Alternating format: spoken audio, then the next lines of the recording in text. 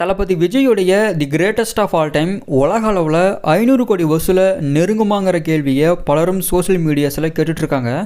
இதற்கான என்னோட ஒப்பீனியனை விவரமாக பார்த்துருவோம்.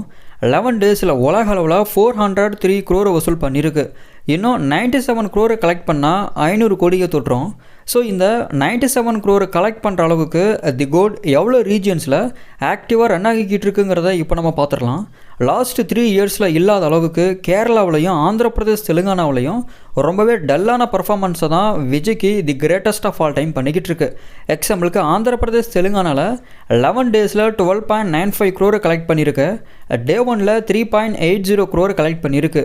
அப்படின்னா ரிமைனிங் 10 டேஸில் 9.15 crore தான் வசூலாகிருக்கு. கேரளாவில் 11 டேஸில் 12.70 crore கலெக்ட் பண்ணியிருக்கு. டே 1ல் 5.80 crore கலெக்ட் பண்ணியிருக்கு. அப்படின்னா ரிமைனிங் 10 டேஸில் 6.9 crore தான் வசூலாகிருக்கு. இதை வச்சு பார்த்தா இந்த 2 ஸ்டேட்ஸ்லையும் தி கோட்டோட தியேட்ரிக்கல் ரன் ஆல்மோஸ்ட் முடிஞ்சுது. கர்நாடகாவில் 11 டேஸில் 25.80 crore கலெக்ட் பண்ணியிருக்கு. டே 1ல் 10.25 crore கலெக்ட் பண்ணியிருக்கு. அப்படின்னா ரிமைனிங் 10 டேஸில் 15.55 crore கலெக்ட் பண்ணியிருக்கு. இதை வச்சு பார்த்தா கிட்டத்தட்ட 75% தியேட்ரிக்கல் ரன் கர்நாடகாவில் தி கோட் படத்துக்கும் முடிஞ்சுது. தமிழகத்திலையும் ஓவர்சீஸ்லேயும் தான் the greatest of all time ஸ்டெடியான பர்ஃபார்மன்ஸை இன்னமும் தொடர்ந்து பண்ணிகிட்ருக்கு.